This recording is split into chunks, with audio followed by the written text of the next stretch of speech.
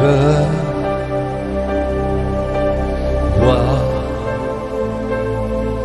l'immensité des cieux et je m'envole vers la cité de Dieu.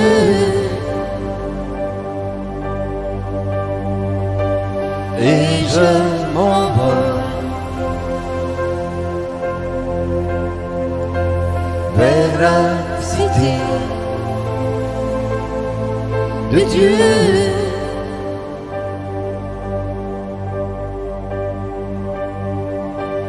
Je vois le Père sur son trône.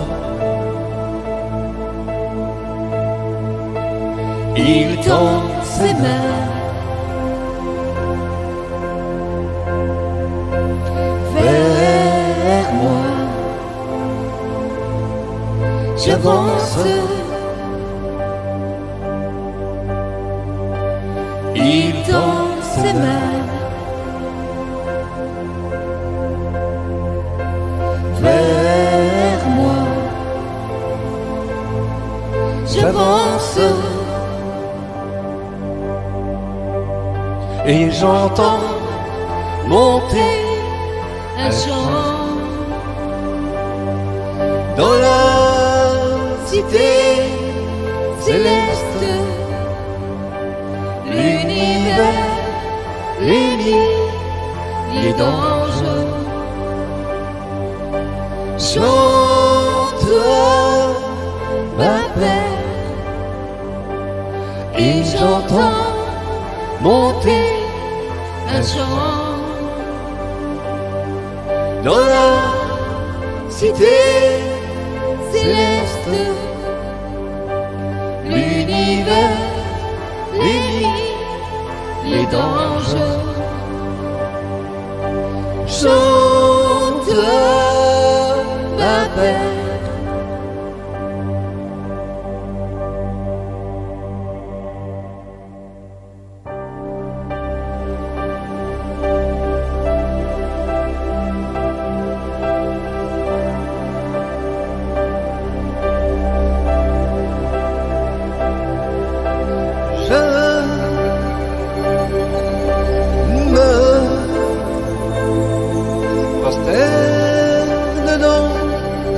Parvis et je vois ses mains versées pour moi. J'avance et je vois ses mains versées pour moi. J'avance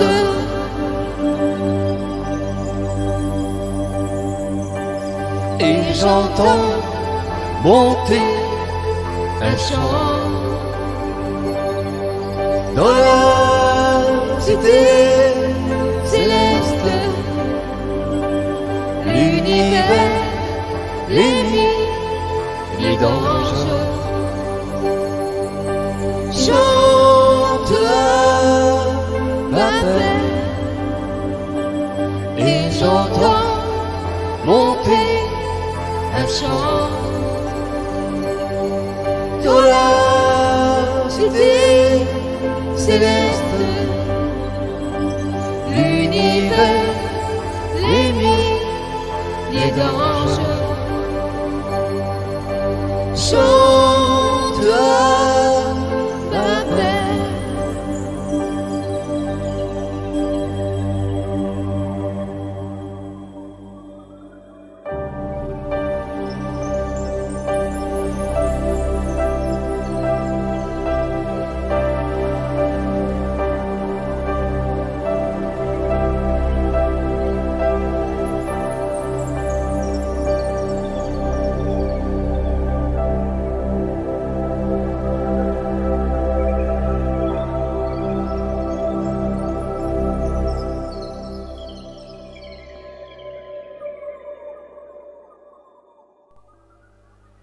Voilà, shalom à tous.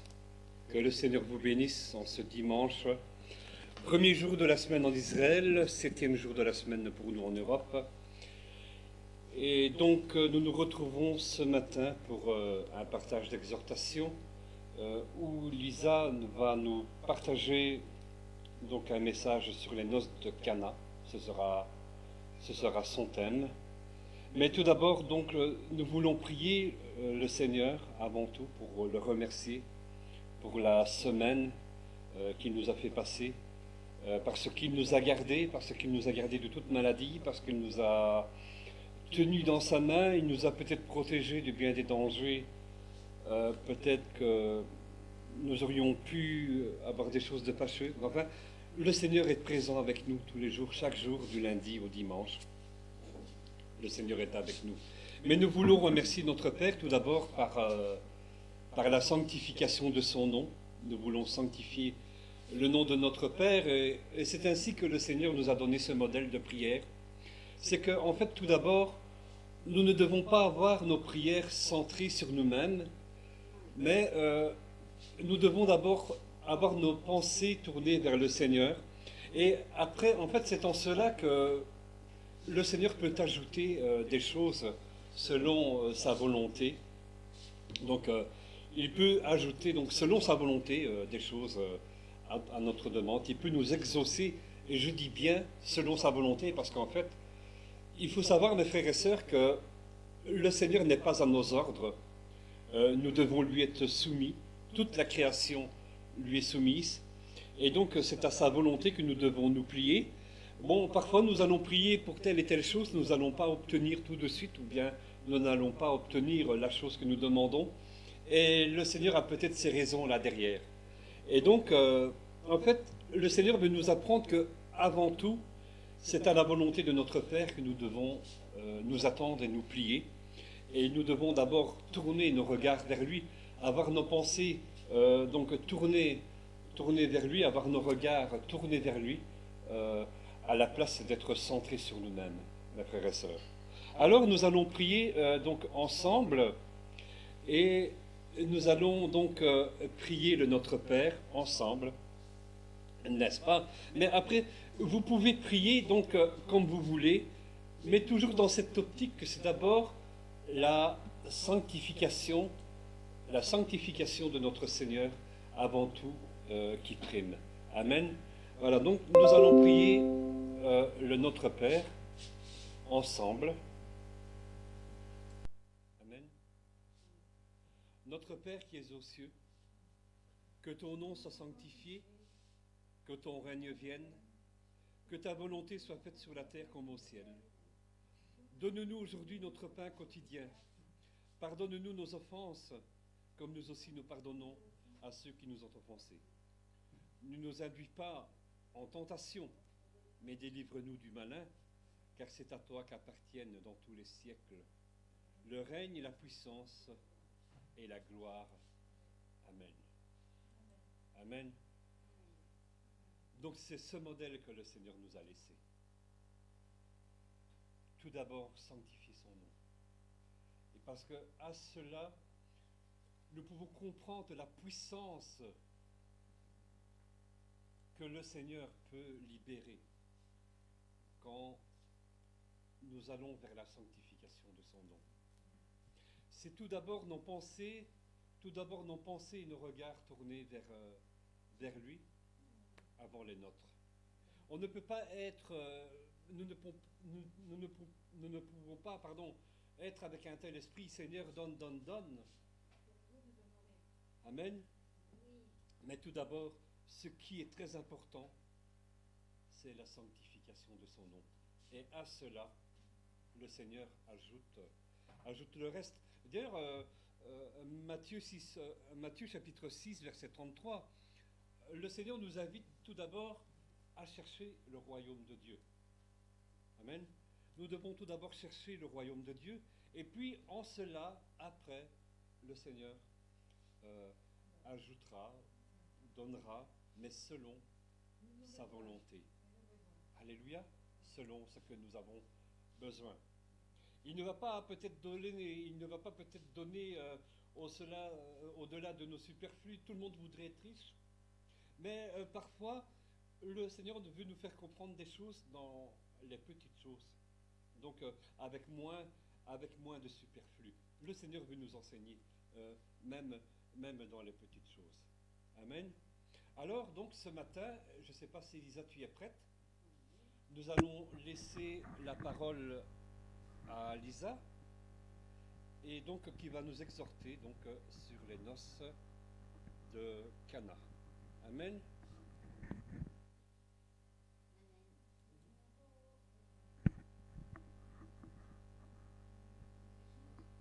Oui, je vais le mettre. Ok, ouais, c'est parce que ça fait un grésillement sinon. Je le pose dessus. Ouais, le micro, tu le poses dessus. Ça fera moins que c'est Voilà. Voilà, si c'est bon. Amen. Voilà. Tu te mets là, maman? Voilà, donc nous voulons remercier le Seigneur, prier pour sa parole, que le Seigneur nous ouvre notre cœur, ouvre nos esprits à recevoir la parole que le Seigneur a donnée à Lisa ce matin. Que le Seigneur nous bénisse tous au travers de sa parole. Voilà, laissons la parole à Lisa. Amen. Voilà. Merci beaucoup pour l'introduction du message que nous allons, de cette étude plutôt que nous allons aborder aujourd'hui. Et donc, le thème que nous allons voir aujourd'hui parle des noces de Cana. Nous allons commencer par lire Jean, le chapitre 2, et les versets 1 à 12, parce que ce sont ces versets qui vont introduire le message. Voilà. Amen. Donc si quelqu'un veut bien lire ces versets, donc Jean chapitre 2, les versets 1 à 12. Sur le bleu, sur le lien bleu. Jean 2. Ouais, chapitre 2. C'est ça, les versets 1 à 12. Jean 2. C'est ça les versets 1 à 12. Jean 2, verset 1. 3 jours après. C'est ça. Ouais, c'est un. Il y eut des noces à Cana, en Galilée. La mère de Jésus était là, et Jésus fut aussi invité aux noces avec ses disciples. Le vin ayant manqué, la mère de Jésus lui dit, ils n'ont plus de vin. Jésus lui répondit, femme, qu'y a-t-il entre moi et toi? Mon heure n'est pas encore venue. Jusqu'au 5. Non, jusqu'à 12. Sa mère dit au serviteur, faites ce qu'il vous dira. Or, il y avait là 6 vases de pierre, destinés aux purificateurs des Juifs, et contenant chacun 2 ou 3 mesures. Jésus leur dit, remplissez d'eau ces vases, et ils les remplirent jusqu'au bord. Puisez maintenant, leur dit-il, et portez-en à l'ordonnateur du repas. Et ils l'emportèrent. Quand l'ordonnateur du repas eut goûté l'eau changée en vin, ne sachant d'où venait ce vin, tandis que le serviteur qui avait puisé l'eau le savait bien, il appela l'époux et lui dit, tout homme sert d'abord le bon vin, puis le moins bon, après qu'on s'en est nivré.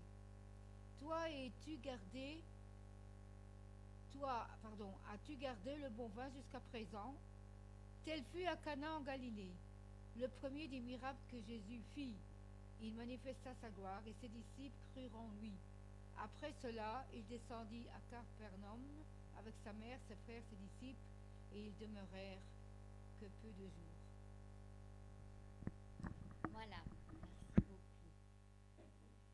Donc, on voit ici que Jésus s'est rendu à Cana de Galilée pour assister à un mariage. On peut être curieux de savoir qui étaient les mariés, quel était le menu du mariage, comment la mariée était habillée. Bref, on peut se demander tout plein de détails qu'on commente lors d'un mariage, mais rien de tout cela, rien de tous ces détails, donc le menu, comment était la robe de mariée, etc. Rien de tout cela n'apparaît dans les versets que nous venons de lire, car l'objectif de Jean,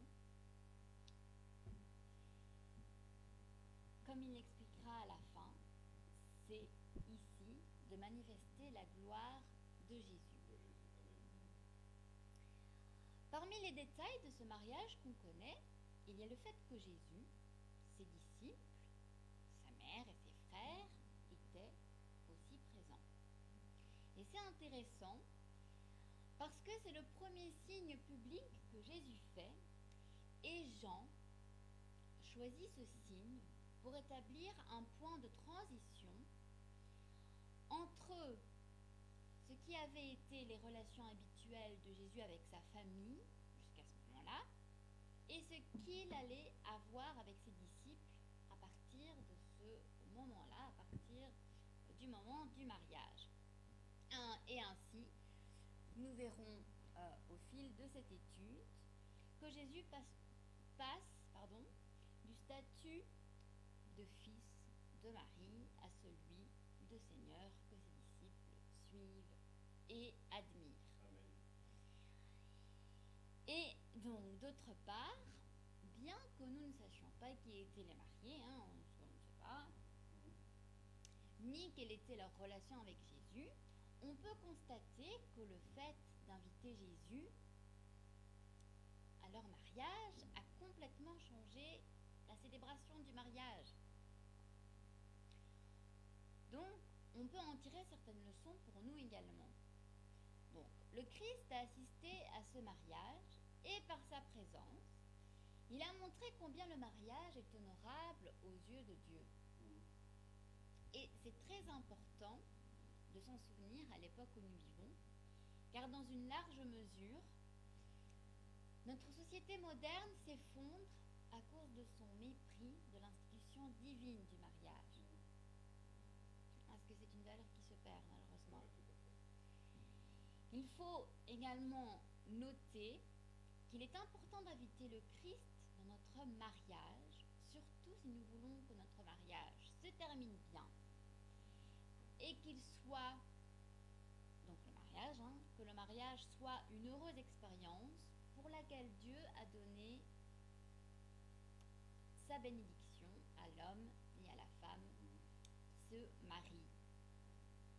Donc cela ne signifie pas seulement que le couple de mariés doit avoir une cérémonie religieuse pour avoir la bénédiction de Dieu, parce que bien sûr c'est très bien, mais ça ne servirait à rien si chacun des deux époux ne donne pas sa vie au Seigneur et ne prend pas la ferme décision de former un foyer où le Christ a la place la plus importante. Parce que dans notre vie, Dieu doit être le centre de tout. Ça doit être...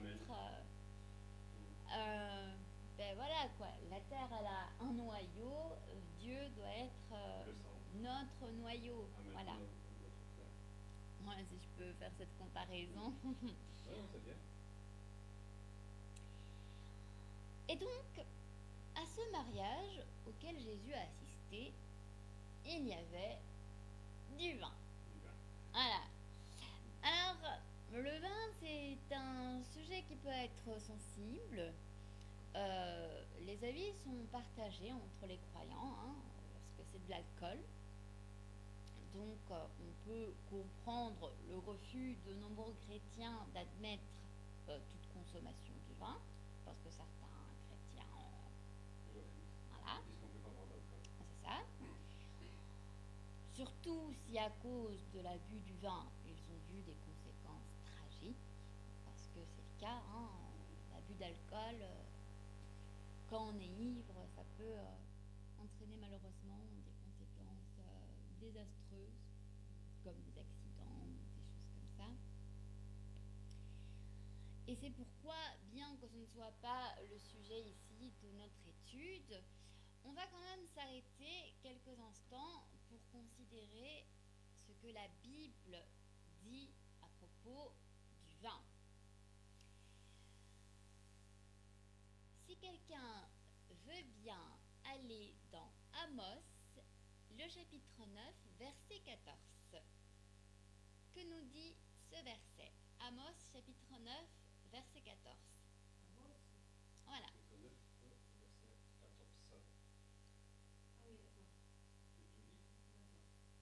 Oui, tu peux lire. Chapitre 9. Maman a lu, comme ça, chacun son tour lit. Voilà. Voilà. Alors il est écrit: Je ramènerai les captifs de mon peuple d'Israël, ils rebâtiront les villes dévastées et les habiteront, ils planteront des vignes et en boiront le vin, ils établiront des jardins et en mangeront les fruits.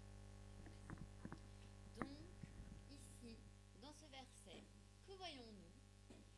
Que le vin peut être trouvé, peut être considéré comme un symbole de joie et d'allégresse.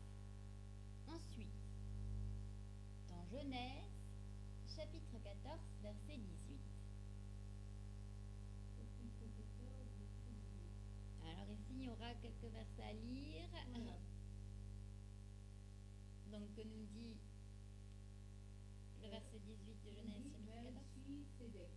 Melchisédek, roi de Melchisédek, oui. Salem, fit apporter du pain et du vin. Il était sacrificateur du Dieu très Ça va, haut. c'est bon. Melchisédek, roi de Salem, fit apporter du pain et du vin. Voilà. Donc, le vin était également utilisé comme un aliment d'usage général. Ensuite, dans 1 Timothée, chapitre 5, verset 23, celui-là je vais le lire du coup. D'accord. Voilà. D'accord. Donc dans 1 Timothée chapitre 5, le verset 23, tu ne devrais pas boire exclusivement de l'eau. Prends un peu de vin à cause de ton estomac et de tes fréquents malaises. Donc on peut voir aussi que le vin était utilisé à des fins médicinales. Aussi dans Lévitique, le chapitre 10, verset 9, ne bois ni vin ni autre boisson fermentée quand tu entres dans la tente de la rencontre, ni toi, ni tes fils, afin de ne pas mourir. C'est une prescription en vigueur à perpétuité pour vos descendants. Et donc, le vin, du coup, en raison de sa toxicité, son utilisation était limitée et interdite dans le cadre de l'exercice de certaines fonctions. Et son usage excessif, donc quand on en abusait, c'est condamné, comme on le voit du coup dans Lévitique. Et on peut aussi voir ça dans Proverbes, le chapitre 31, dans les versets 4 à 5, dans Ecclésiaste, dans Ésaïe aussi, et aussi dans 1 Timothée chapitre 3, verset 8. Donc, au vu de tout cela, parce que donc on voit que le vin a plusieurs fonctions, donc médicinal, voilà, pour le menu, à usage alimentaire, comme symbole de joie et d'allégresse,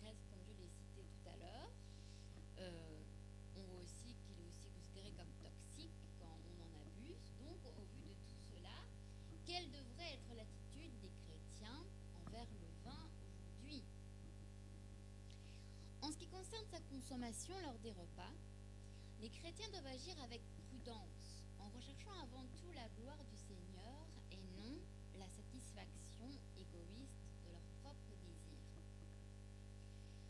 On doit également toujours nous rappeler les avertissements contre l'ivresse de Romains chapitre 13, verset 13. Vivons comme il convient en plein jour, sans orgie ni beuverie, sans débauche ni immoralité, sans querelle ni jalousie. Donc on voit bien que l'ivresse est interdite. Et il y a aussi cet avertissement dans Galates, Éphésiens ou encore 1 Pierre. Et bien sûr, le chrétien doit être prêt à se priver de tout ce qui pourrait être une cause de chute pour lui ou pour un autre chrétien. Et donc, on va en revenir du coup à notre texte, voilà, donc à Jean, voilà, voilà. Donc, Jean nous dit qu'à un certain moment du mariage, le vin a manqué. Donc, pourquoi le vin a-t-il manqué? Peut-être que plus d'invités sont arrivés que prévu, que les mariés ont mal calculé le nombre d'invités, qu'ils n'avaient pas assez d'argent pour pouvoir se payer plus de vin. On ne sait pas. Mais en tout cas, le vin avait manqué et c'était un problème sérieux. Et on ne peut pas dire que c'est une situation que certains n'ont pas connue, c'est-à-dire que combien sont allés à un mariage en pensant avoir tout ce dont ils avaient besoin et finalement il manquait des choses. Voilà, parce que malheureusement parfois on ne peut pas tout prévoir, parfois des imprévus, ça existe. Et c'est dans ces moments-là qu'il faut réaliser que le seul à pouvoir puiser force et encouragement là où il n'y en a pas, c'est qui? Voilà. Et donc, on a vu que la mère de Jésus, Marie, était présente à ce mariage. Et bien qu'on ne nous dise pas non plus quelle était sa relation avec les mariés, on ne sait pas si c'était une amie des mariés, voilà, on ne sait absolument rien, on observe néanmoins que Marie se déplaçait assez librement, comme si elle était une personne proche de la famille des mariés. Et donc, du coup, Marie, elle était consciente de ce qui se passait, et à un moment donné, elle a même donné des ordres aux serviteurs dans le verset 5 de Jean chapitre 2.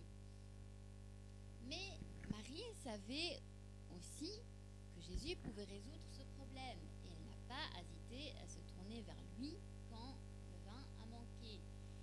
Et donc, il est évident que, malgré toutes les années qui s'étaient écoulées, elle gardait dans son cœur tous les miracles qui avaient entouré la naissance de Jésus et les promesses qui avaient été faites à son sujet et que l'on peut lire notamment dans Luc, le chapitre 1, les versets 26 à 38. Et donc, c'est tout à fait normal que Marie demandait à son fils d'accomplir un miracle et de manifester publiquement ce miracle. Mais qu'est-ce que Jésus lui répondit? Donc, dans le verset 4, qu'est-ce que Jésus lui dit? Mais dans Jean chapitre 2, dans le verset 4, qu'est-ce que Jésus lui répond? Jean 2, verset 4. Qu'est-ce que Jésus lui répond quand Marie lui fait remarquer qu'il n'y a plus de vin? Il dit, j'ai été fort réjoui de trouver des enfants qui marchent en ma vérité. C'est elle lit là? Non, ça c'est 2 Jean.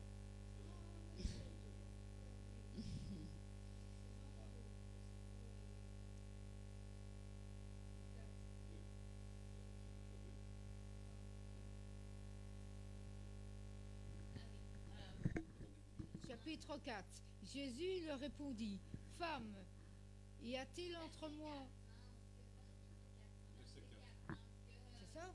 Jésus lui répondit, Femme, qu'y a-t-il entre moi et toi? Mon heure n'est pas encore venue. Je vais essayer. D'accord. D'accord, j'espère que ça va aller pour le message, du coup qu'on m'entend bien. Donc, Jésus lui répondit, que me veux-tu, femme? Mon heure n'est pas encore venue.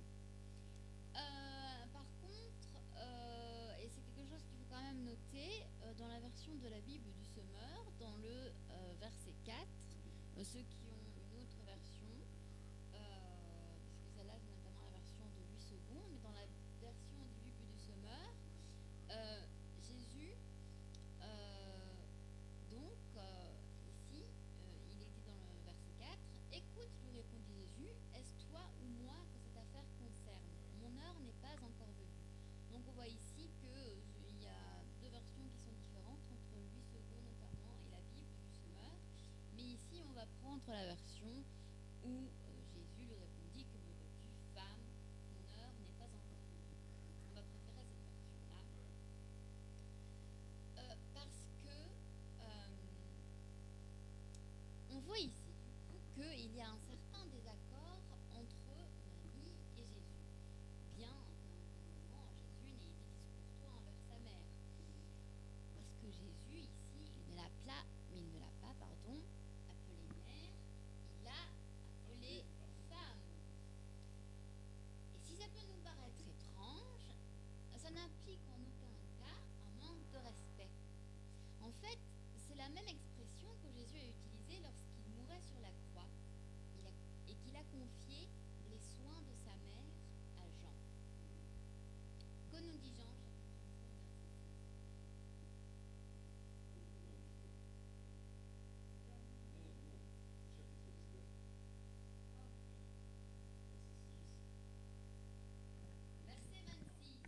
verset 26. Oui, il nous dit.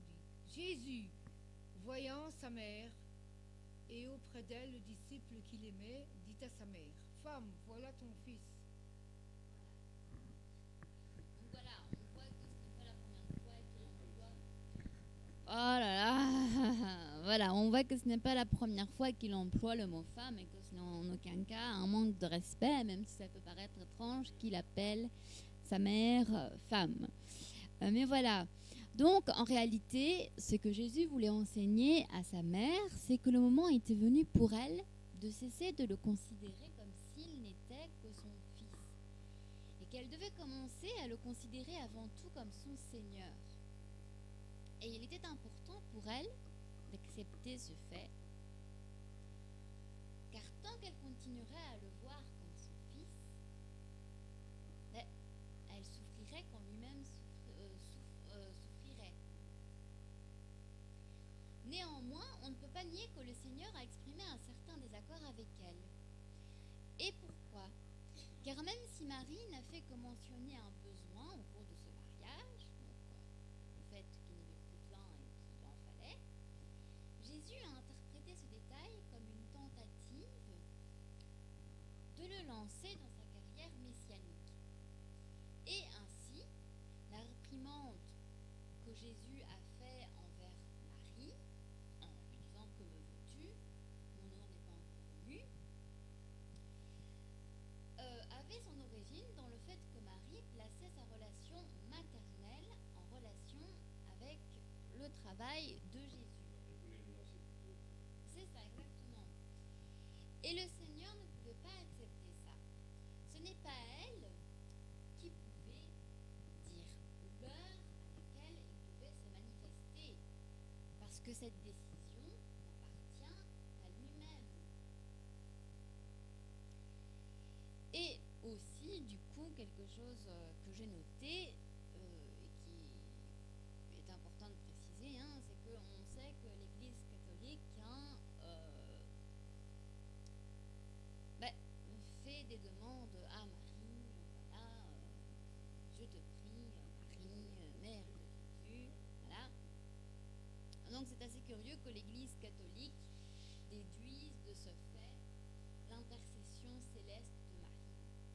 Seigneur, toutes les demandes qu'elle reçoit de la part des croyants, elle les rendra effectives au ciel. Parce que l'Église catholique, c'est ce qu'ils croient. Ils croient qu'en priant Marie, voilà, elle pourra exaucer les prières, mais ce n'est pas du tout le cas.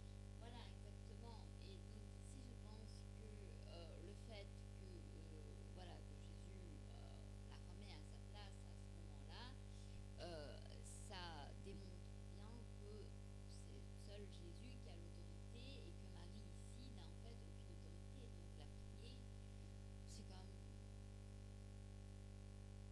vous voyez, donner un coup d'épée dans l'eau. Voilà, si je peux dire ça comme ça. Donc, il faut noter dans ce passage, donc dans le verset 4, que rien n'indique que Jésus ait conféré une telle autorité à Marie, donc l'autorité d'exaucer les prières, que ce soit au ciel ou sur terre. Donc, ici, du coup, dans ces versets-là, il est précisé que le fait qu'elle soit sa mère ne lui confère aucune autorité particulière. Et en effet, elle a été censurée par le Seigneur pour la seule supplique qu'elle lui avait adressée. Et enfin, il faut aussi noter que dès le début de son ministère, Jésus l'a traitée comme une femme et non comme une mère, même si, en bon fils qu'il était, il n'a jamais oublié ses devoirs familiaux. Donc il a dit que son heure n'est pas encore venue. Et à quelle heure le Seigneur fait-il référence ici?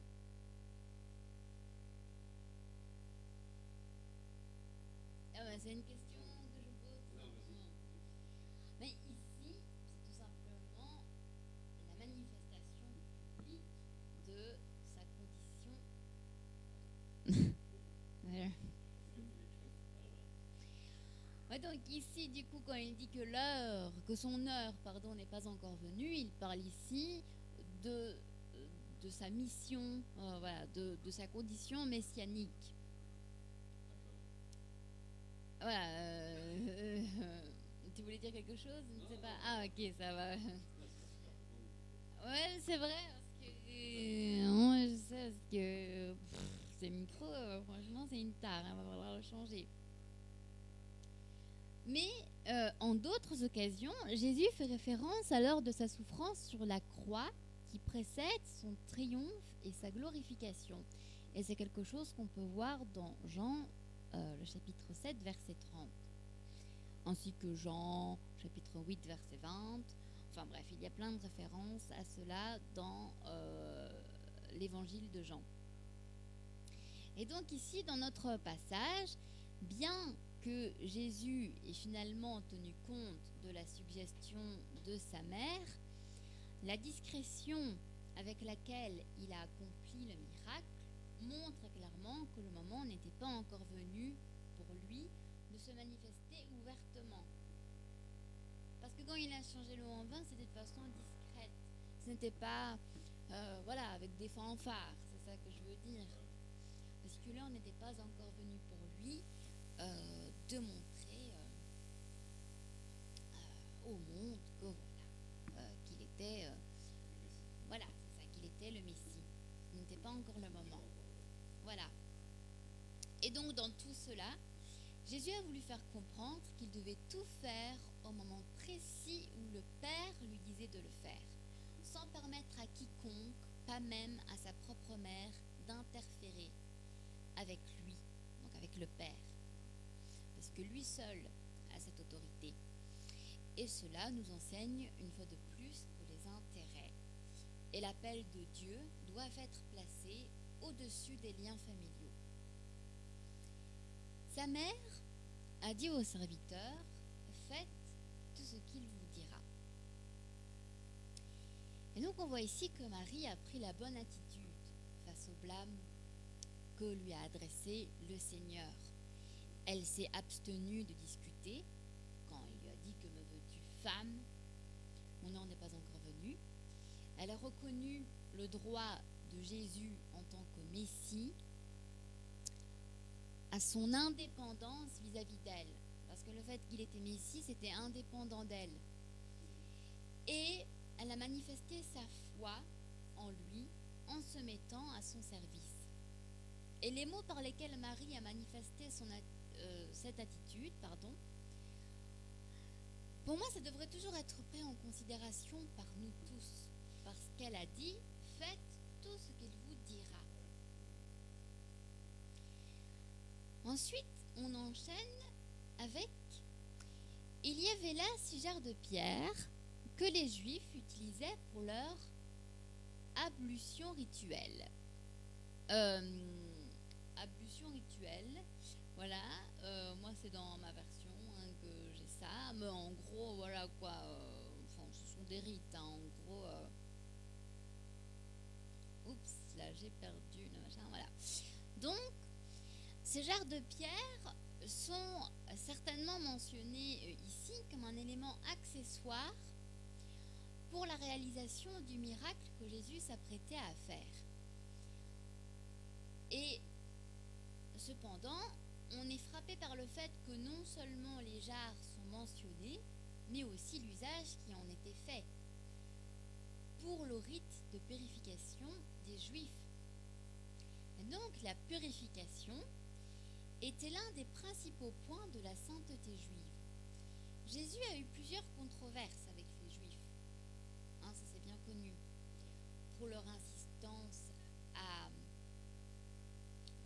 se laver, à se purifier, leur faisant comprendre que ces rites extérieurs ne pouvaient en aucun cas purifier le cœur. Et si quelqu'un du coup veut bien prendre Marc chapitre 7, les versets 1 à 23, du coup c'est très long, donc si quelqu'un veut bien le lire.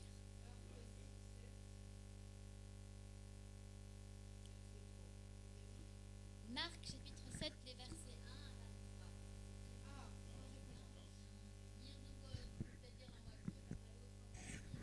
Voilà.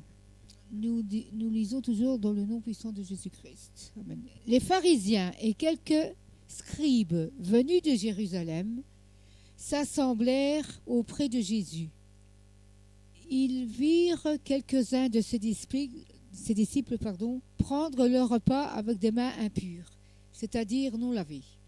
Or, les pharisiens et tous les juifs ne mangent pas sans être lavés soigneusement les mains, conformément à la tradition des anciens. Et quand ils reviennent à la place publique, ils ne mangent qu'après s'être purifiés. Ils ont beaucoup d'autres observances traditionnelles, comme le lavage des coupes, des cruches et des vases d'airain. Et les pharisiens et les scribes leur demandèrent, pourquoi tes disciples ne suivent pas la tradition des anciens, mais prennent-ils le repas avec des mains impures?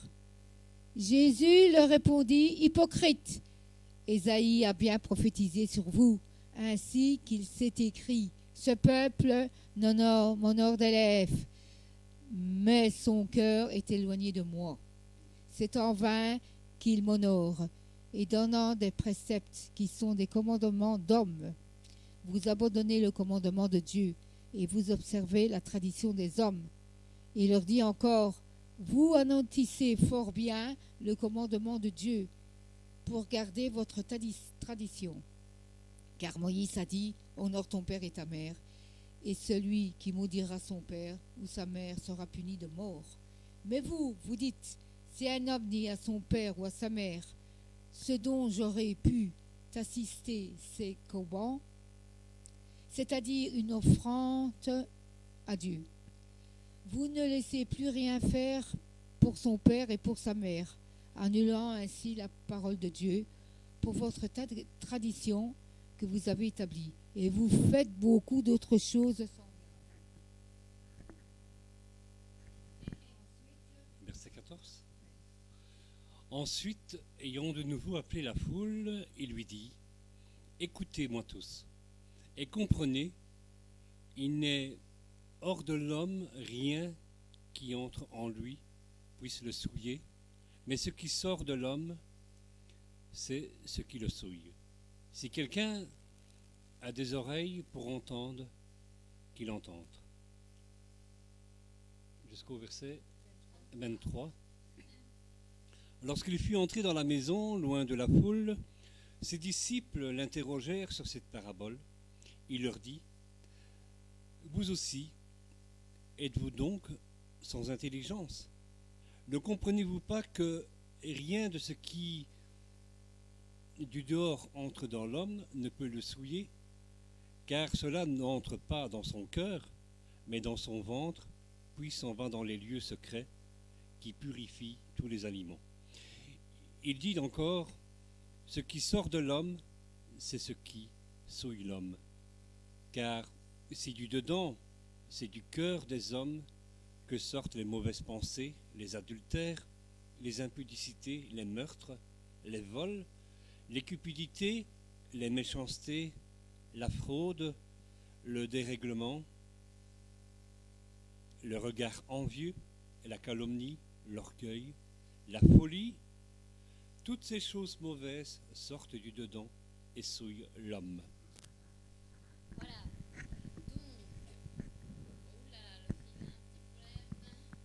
Donc, voilà.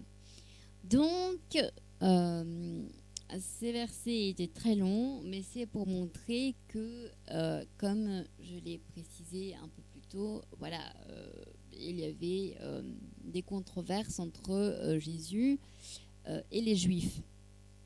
Et donc,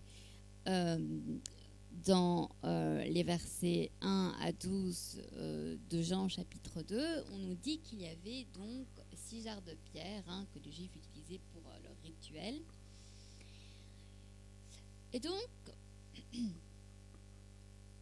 peut-être qu'on devrait considérer ces jarres vides comme un symbole de la vacuité. Donc la vacuité, c'est quelque chose qui est vide, du judaïsme. Et les miracles accomplis par Jésus comme un avant-goût de la nouvelle vie transformée qu'il était sur le point de donner à tous ceux qui croiraient en lui. Et donc il dit, remplissez d'eau ces jarres, et ils les remplirent jusqu'au bord. Et maintenant, leur dit-il, prenez-en un peu et allez l'apporter à leur donateur du repas. Donc le Seigneur a ordonné que ces jarres soient remplies d'eau, et puis l'eau fut transformée en vin. Et ce détail est frappant, car Jésus aurait pu faire du vin sans avoir besoin d'eau. Mais même si le Seigneur aurait pu faire ça, il a néanmoins l'habitude d'utiliser des êtres humains pour accomplir ses desseins, pour accomplir ses plans. Et donc, lorsque nous obéissons à ses ordres, même si parfois ça peut sembler incompréhensible, parce que parfois on se demande, tiens, pourquoi le Seigneur me demande telle ou telle chose, je ne comprends pas trop, parce que parfois il y a un petit moment d'incompréhension, parce qu'on sait que Dieu peut nous parler en mystère, voilà. Donc parfois ça peut nous sembler incompréhensible, ou même carrément impossible. Parfois certains de ces ordres peuvent nous sembler carrément impossibles, même si du coup on ne comprend pas ou que ça nous paraît impossible, on peut être sûr que Dieu accomplira toujours son plan. Ainsi, en conséquence de leur obéissance, ceux qui étaient présents à ce mariage ont été témoins, ils ont été les témoins privilégiés de la merveilleuse transformation de l'eau en vin.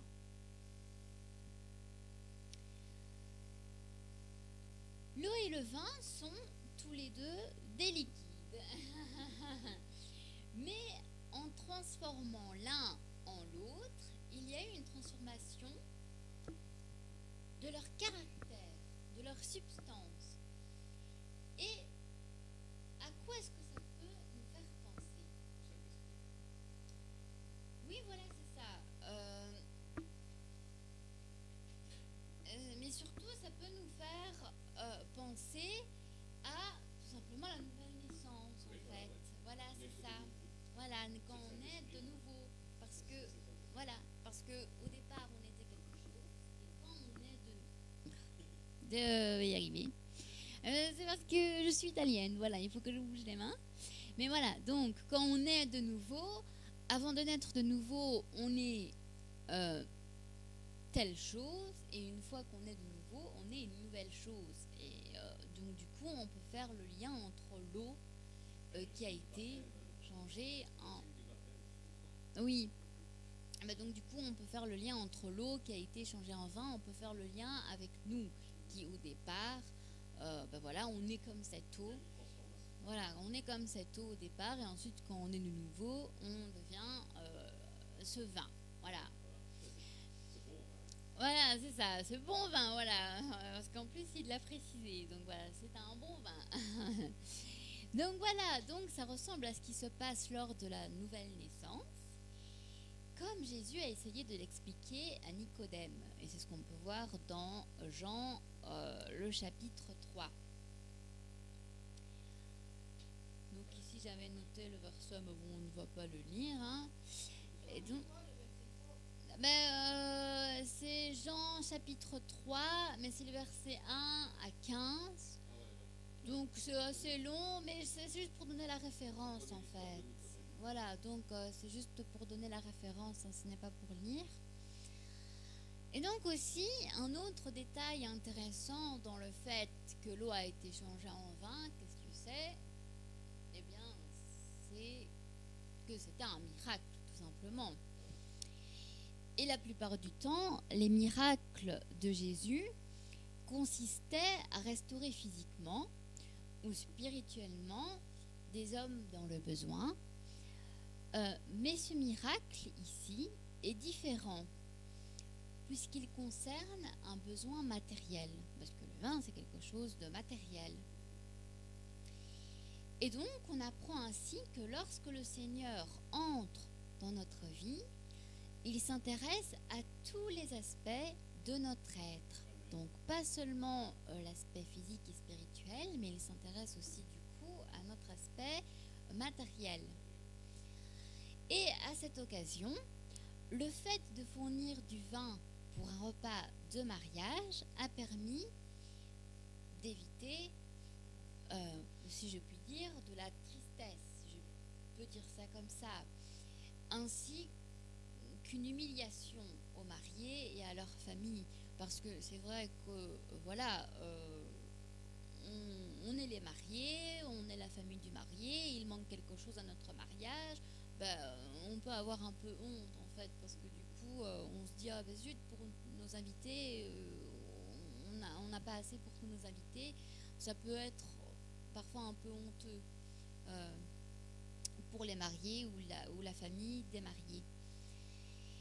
Et il faut également noter que le Seigneur, du coup, s'intéresse à tous les détails de la vie humaine et qu'il y participe activement. Et donc, il ne faut pas penser que le vrai christianisme est la négation de tous les plaisirs humains. Parce que ça, c'est la pensée que le diable a introduite dans l'esprit des hommes. Mais le désir de Dieu, c'est quoi ? C'est que nous jouissions des plaisirs légitimes de la vie en communion avec lui. C'est ça. Cependant, on doit prendre garde à ce que la jouissance de certains plaisirs ne se fasse pas sans communion avec Dieu. Il faut toujours que ce soit en communion avec lui. Et à ce moment-là, nous aurons franchi la ligne de ce qui est permis et devrons faire demi-tour si jamais on franchit la limite. C'est le principe du Shabbat. Nous réjouir en fait. Oui. On ne peut pas travailler 7 jours sur 7 sans nous reposer, parce que le Seigneur veut que nous nous réjouissions dans sa présence, que nous prenions du repos. C'est le principe. C'est ça. C'est ça. Et donc, du coup, si quelqu'un veut bien retourner dans Jean chapitre 2, et alors du coup, on va lire les versets 9 à 10. Voilà. Verset 9 à 10, Évangile de Jean, chapitre 2.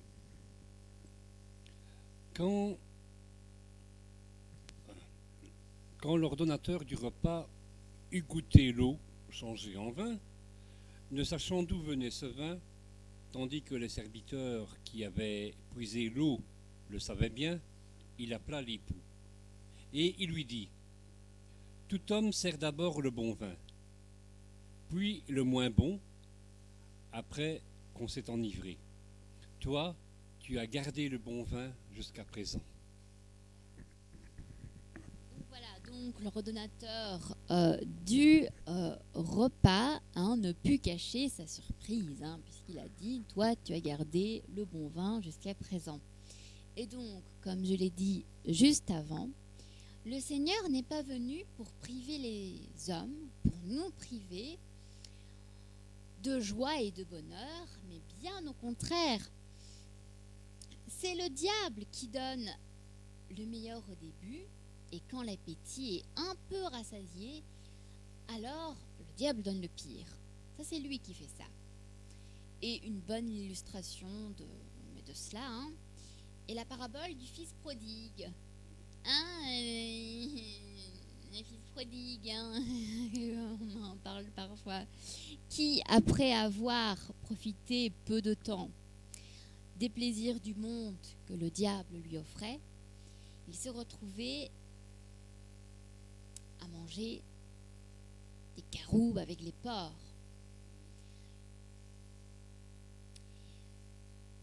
Et donc, parce qu'ici j'avais marqué le verset, mais bon, on ne va pas les lire, on connaît tous la parabole du fils prodigue, enfin normalement, j'espère. Et donc,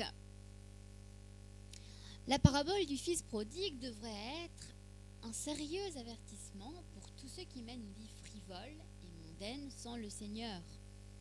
Parce que c'est vrai, oui, le fils prodigue, comme on peut le voir du coup dans la parabole, a profité de beaucoup de plaisir, et au final, ensuite il s'est retrouvé vraiment au plus bas. Mais le miracle ici qu'on voit ici, que l'eau a été du coup transformée en vin, sert aussi à illustrer la vérité selon laquelle en Christ tout est meilleur.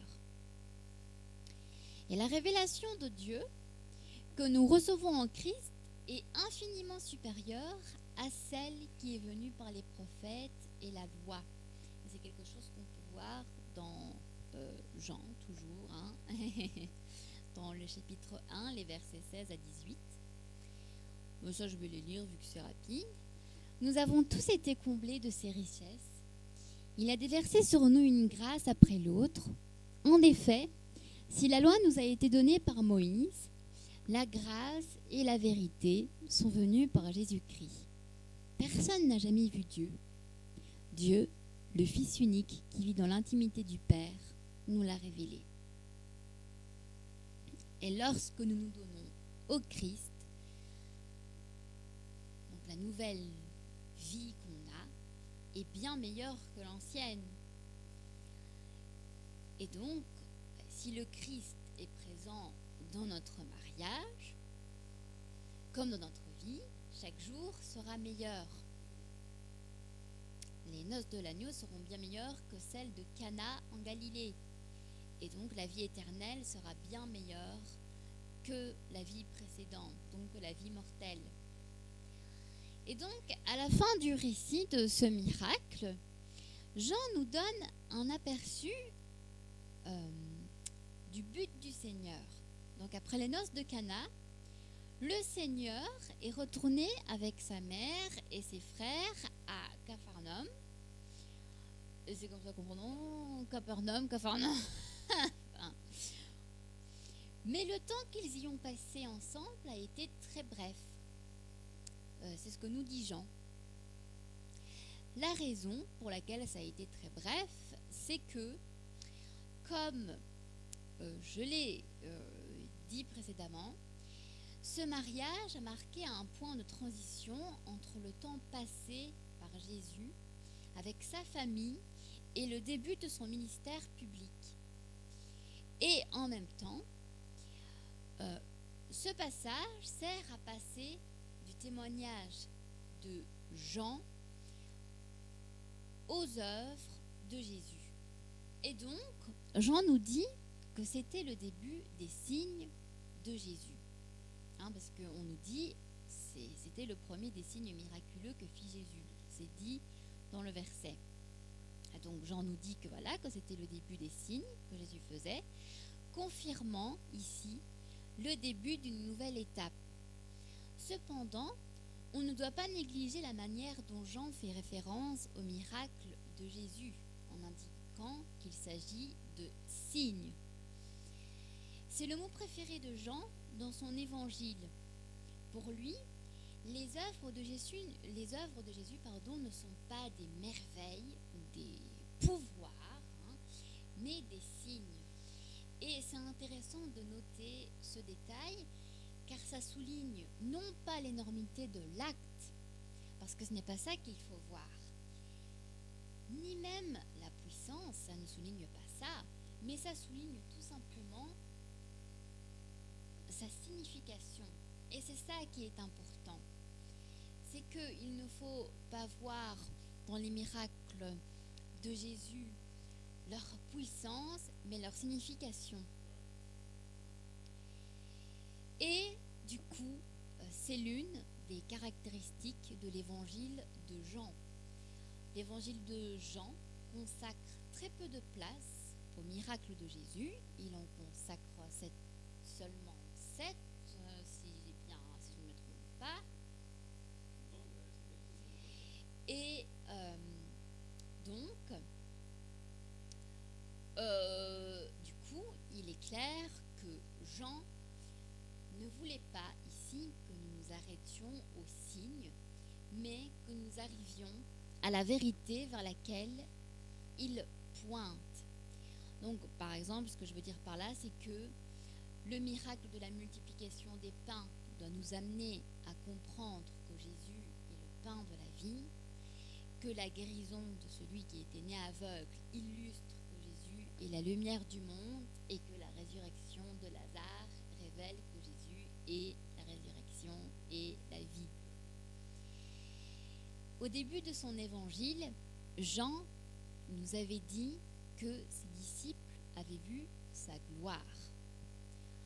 Donc dans Jean chapitre 1, verset 14, il dit « Celui qui est la parole est devenu homme et il a vécu parmi nous. Nous avons contemplé sa gloire, la gloire du Fils unique, envoyé par son Père, plénitude de grâce et de vérité. » Et donc Jean nous dit que c'était la première fois que ça se produisait ici. Et avant cet événement, il croyait déjà en lui, il croyait déjà en Jésus. Mais ce signe, donc le fait que Jésus a transformé l'eau en vin, a servi à confirmer leur foi et à renforcer leur relation avec lui en tant que disciples. Et plus tard, comme on le sait, plus tard, ils deviendront des apôtres, c'est-à-dire envoyés par le Seigneur en son nom et avec son autorité. Voilà, c'est ça. Mais pour que cela soit possible, il fallait d'abord qu'ils voient sa gloire. Et c'est le même processus qu'ont suivi les prophètes d'autrefois, comme Moïse, Isaïe, Ézéchiel et bien d'autres, qui n'ont pas été envoyés pour prêcher avant d'avoir vu la gloire de Dieu. C'est ça, exactement. Combien de croyants se jettent au service du Seigneur, compte tenu de sa grande nécessité, de la grande nécessité de l'œuvre de Jésus, mais sans avoir conscience de sa gloire et de sa majesté. Et enfin, lorsque les temps d'épreuve et de stress arrivent, parce que bien sûr, ils arriveront, parce que quand on vit une vie chrétienne, contrairement à ce que beaucoup pensent, ce n'est pas une vie de tout repos, les épreuves, il y en a, les adversités, on connaît. Mais quand ces temps-là arrivent, quand les adversités arrivent, seule une vision claire de la grandeur du Seigneur peut nous soutenir dans ces adversités. C'est ça, exactement. Parce que le travail que nous faisons pour lui ne sera plus un poids pour nous à partir du moment où on constate la gloire du Seigneur. Et donc, les autres évangiles nous apprennent que lorsque Jésus a commencé son ministère public, il s'est installé à Capernaum, voilà. Et c'est la raison pour laquelle, après le mariage à Cana, il s'est installé là-bas. Et donc, on note également que sa mère et ses frères l'ont accompagné, mais Jean précise qu'ils n'y sont restés que quelques jours, retournant probablement à Nazareth, où ils avaient leur résidence familiale. Et donc, du coup, j'ai quelques questions à poser. Et donc, du coup, c'est pour voir si du coup vous avez bien suivi. Du coup, quand Jésus dit à sa mère: que me veux-tu, femme, mon heure n'est pas encore venue. De quelle heure parlait-il? Hein, maman?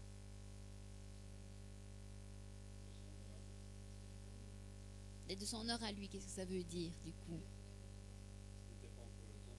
Ah non, pas encore de sa mort. Pas, non, ce n'est pas ça. Quand Jésus dit que ce n'était pas encore son heure, ça veut dire que ce n'était pas encore le moment pour lui de montrer ouvertement que c'était lui le Messie. Voilà. Voilà, par rapport à ça. Et aussi, du coup, qu'apprenons-nous ici, du coup, dans ces versets, de l'importance de la présence de Jésus aux noces? Qu'est-ce que ça nous apprend? En quoi est-ce important que Jésus fût présent à ces noces? Pourquoi est-ce important? Bon, déjà, comme j'en parlais pas mal, c'est que il manque du vin, tu vois, et ce n'est pas n'importe quel vin. Donc, il manque du vin, ce n'est pas n'importe quel vin. Et le Seigneur, en fait, il veut que nous nous réjouissions, que nous continuions à nous réjouir, non pas par rapport à nous réjouir dans le monde, hein, mais que nous nous réjouissons dans sa présence. Et pour moi, c'est ce que je vois dans cette transformation de l'eau en vin. Le Seigneur veut que nous soyons transformés et que nous nous réjouissons dans sa présence, le vin. Donc que nous ayons une transformation vers une vie nouvelle en lui et que nous soyons dans la réjouissance, toujours joyeux. Voilà, c'est exactement ça. Et du coup, mais si je voulais poser cette question, c'est parce que du coup, je voulais conclure par ça, par tout ce que tu as dit. Du coup, voilà. Tu as tout dit en fait. Tu as conclu comme il fallait. Et donc, voilà. Du coup, l'étude est finie. Amen. Donc, Amen. tu veux dire quelque chose? Du coup, tu peux remettre la caméra vers toi. Bien sûr. Tiens. Tu as remis la caméra vers toi? Je vais la remettre vers moi, n'est-ce pas?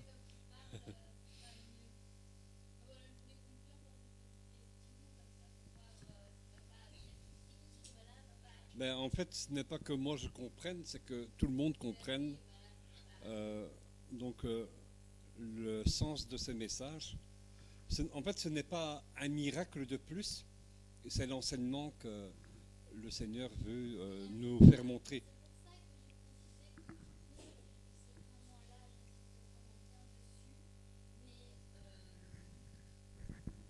D'accord, voilà, j'insiste vraiment bien dessus, mais parce que c'est très important, comme je l'ai dit, Jean ici, il parle de signes. Donc, Et qu'est-ce qu'on entend dans signe? On entend signification. Donc voilà, quand Jésus fait des signes, il ne faut pas voir là, ici, sa puissance. Alors oui, il faut voir sa gloire évidemment, mais ce qui est surtout important dans ce que le Seigneur accomplit, c'est pourquoi il fait ce qu'il fait. Voilà. Donc, c'est comme quand, et ça j'en parle souvent, tout le monde sait que j'ai vécu la Covid-19, j'ai été hospitalisé, et derrière chaque épreuve, derrière chaque maladie, moi je retiens ce que le Seigneur veut m'enseigner par là. Et en fait, beaucoup s'attendent, ah oui, mais moi, parce que je suis chrétien, hein, vous savez, chrétien c'est déjà une étiquette, parce que je suis disciple en Yeshua, hein, en Jésus, eh bien, rien ne va m'arriver, donc c'est comme si on était Superman, que rien va nous arriver, un gros rocher d'espace pourra me tomber sur la tête, il ne m'arrivera rien. Mais en fait, quand j'étais frappé par la Covid-19, quand j'étais hospitalisé, il faut toujours retenir ce que le Seigneur veut nous enseigner quand nous subissons l'épreuve. C'est l'enseignement qu'il y a derrière. Pourquoi, Seigneur, je vis telle et telle épreuve? Pourquoi, alors que je crois en toi, je crois en ta puissance, je crois en la guérison, pourquoi j'ai quand même été frappé? Mais en fait, c'est l'enseignement que le Seigneur veut nous enseigner. En fait, c'est que, tout d'abord, ce que le Seigneur m'a enseigné, c'est que nous ne devons pas nous attendre à notre volonté, nous devons nous attendre à sa volonté. Et même si nous sommes jusqu'au seuil, à la porte de la mort, et que je suis fatigué, que je sens que mon cœur est prêt à lâcher, c'est quelle va être ma réaction? Est-ce que, jusqu'à la dernière minute, est-ce que je vais continuer à prier? Et donc, en fait, le Seigneur m'a enseigné que je ne dois pas m'attendre, parce que moi, je priais beaucoup que pour moi, hein, mais le Seigneur m'a montré tout autrement quand j'ai prié pendant 3 jours et 3 nuits sur mon lit d'hôpital, que je restais dans le silence. Le Seigneur m'a montré que, en fait, ce n'est pas ma volonté qui doit s'accomplir.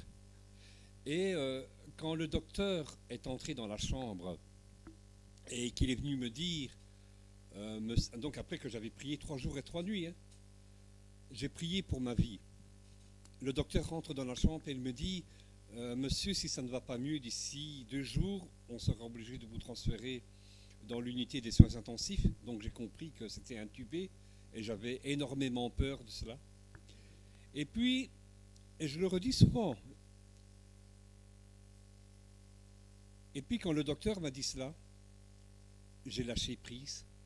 J'ai dit d'accord Seigneur, j'accepte de mourir si telle est ta volonté. Donc je lâche prise. Et j'étais sur le point d'appuyer sur le bouton pour demander à une infirmière, du papier et un bic pour écrire à ma femme, hein, pour écrire à ma femme et ma fille, que je ne voulais pas qu'ils abandonnent le Seigneur parce qu'il m'était arrivé ceci, parce que j'étais parti, qu'ils devaient rester fermes, qu'ils devaient continuer à regarder le Seigneur. Eh bien, au moment où j'allais appuyer sur le bouton, le docteur entre dans la chambre et me dit « Monsieur, nous avons une solution pour vous, mais seulement on doit avoir l'accord de l'INAMI, donc c'est le service de soins de santé en Belgique, ça coûte très cher. Moi, je vous dis, je ne sais pas ce qu'ils m'ont donné. Hein. Ils sont venus avec une petite pochette de 200, une petite pochette. J'avais de la température depuis 4 semaines à 39,5. Mon cœur était très affaibli, très fatigué. Et le docteur revient 30 minutes après. Il me dit, monsieur, ça a été accordé. Moi, je ne vois pas, j'ai reçu le protocole de ce qu'ils m'ont fait comme soin à l'hôpital. Je ne vois pas ce qu'ils m'ont injecté. Eux, ils disent que c'est une solution miracle. Le lendemain, je vous assure, donc après qu'ils m'ont fait cette perfusion, 2 heures après, la température que j'avais depuis 4 semaines est descendue. Le lendemain, je vois les infirmières dans le couloir Pour eux, c'était un miracle qui s'est produit. Même si Dieu a utilisé la médecine, hein, le Seigneur a mis sa main sur les infirmiers. Ouais, mais en tout cas, ce n'est pas ce qu'on m'a injecté dans le corps, je ne sais pas ce que c'est. Ce n'est pas indiqué dans le protocole, parce qu'on reçoit un protocole de sortie à chaque fois que tu fais une opération ou que tu as été hospitalisé. Je ne sais pas ce que j'ai eu. Et si ça tombe, c'est un ange. Parfois, hein, il faut faire très attention parce que parfois, sans le savoir, nous pouvons recevoir des anges chez nous. Et ce que nous aurions tendance souvent à faire, peut-être que c'est un ange qui va dire envoyé du Seigneur, parce que les anges sont à notre service, il est envoyé par Dieu. Il va peut-être te dire mon fils, ma fille, tu dois changer de conduite. Et qu'est-ce que nous allons faire quand cet ange va venir nous parler de la part du Seigneur? Nous le mettons dehors. Et donc le Seigneur nous demande de faire très attention à cela. Et donc, pourquoi nous subissons telle et telle chose? Parce que le Seigneur veut que l'on s'arrête. Et il veut nous faire montrer, ce n'est pas toi qui décides, comme il a fait avec Gédéon. Hein, on va dire, sur 30 000 hommes qu'il avait, combien lui en est resté? 300. Parce que le Seigneur, c'est sa gloire qu'il veut nous faire montrer au travers de nos épreuves. Il n'est pas à nos ordres. Nous sommes soumis à sa volonté. Si nous devons mourir, on mourra. Et si on doit vivre, on vivra, mais parce que le Seigneur veut faire montrer sa gloire. Amen. Alors tu as quelque chose à ajouter? Ou tu veux prier pour conclure? C'est le respect, l'obéissance. Et souvent les gens, bon, c'est vrai qu'on parle, ils sont souvent choqués et ils réagissent mal. Ben, vous savez, normalement aussi, on a l'expérience, tout le monde. Ce qui est très important, de savoir que si on reçoit de Dieu, c'est pas un jugement qu'on fait. Nous voulons tous avoir la vie éternelle, quand on va mourir, aller se reposer près du Seigneur. Si on dit des choses, c'est pas pour les juger, c'est parce qu'on reçoit de Dieu. Voilà. Et quand Dieu nous parle, soyez attentifs à sa parole, parce qu'ici, on est dans les derniers temps. Hein. Et il va encore se passer après le Covid des choses que certaines personnes ne vont pas supporter. Mais c'est pour ça que j'ai déjà dit la semaine passée, lisez le livre L'Apocalypse. Là, il faut lire pour comprendre toutes ces choses qui vont arriver. Mais franchement, je répète encore, lisez le livre Apocalypse. Et que le Saint-Esprit vous ouvre les yeux et touche votre cœur encore. Bon, soyez bénis. Maintenant, je vais prier. Merci Seigneur pour cette belle introduction que tu as fait, pour ce beau message qu'elle nous a présenté, parce qu'il est important de savoir toutes choses, même sur le mariage, Seigneur, notre conduite, le comportement, le Seigneur, comme il s'est comporté envers, Seigneur, son peuple, Seigneur. Et il continue, Seigneur, encore à te comporter, à nous montrer des choses, Seigneur. Et nous voulons, Seigneur, suivre, Seigneur, te suivre, Seigneur, et écouter, Seigneur, et obéir à ta parole, Seigneur. Nous voulons rester, Seigneur, sous ton aile protectrice, Seigneur. Nous ne voulons pas, Seigneur, quand, Seigneur, tu viens nous parler, Seigneur, être contraire à ta parole, Seigneur. Je sais, Seigneur, que tu ne viens pas pour nous juger, Seigneur. C'est pour, Seigneur, nous porter, Seigneur, du bien, Seigneur. Nous réconforter, Seigneur. Et nous sauver, Seigneur. Parce que quand tu reviendras sur cette terre, Seigneur, il va en avoir beaucoup, Seigneur, qui sont élus et d'autres qui resteront, Seigneur. Des gens ne comprendront pas pourquoi, Seigneur. C'est pour ça que je demande encore une fois de lire l'Apocalypse. J'insiste sur ce livre. Lisez l'Apocalypse et demandez à Dieu si vous ne comprenez pas pourquoi toutes ces choses arrivent. Voilà, soyez bénis aujourd'hui. Et aussi, bon anniversaire à notre sœur Jacqueline, aujourd'hui. On te fait tout plein de bisous, notre sœur Jacqueline. J'espère que tu vas mieux te sentir aujourd'hui et vraiment que tu vives avec ta pleine famille cette bonne journée et que tu sois béni, que le Seigneur soit vraiment avec toi, parce que je sais qu'il est toujours avec toi. Merci, parce que nous t'aimons très fort. Et aussi, nous bénissons toutes les personnes qui vont regarder cette vidéo. et qui vont aujourd'hui, qui nous suivent, Seigneur. Et bonne semaine, la semaine prochaine, soyez bénis et écoutez la voix du Seigneur. Si on vient vous apporter une parole du Seigneur, c'est pas pour vous juger. Seigneur nous met en garde. Voilà, c'est que le Seigneur veut te relever de tes chutes. Et le Seigneur veut plus que tu chutes. Il veut que tu te relèves de tout ça. Alors soyez bénis dans le nom de Jésus. Amen. Voilà, on se retrouve la semaine prochaine pour un autre message, Dieu voulant. Que le Seigneur vous garde et vous bénisse. Shalom, shalom.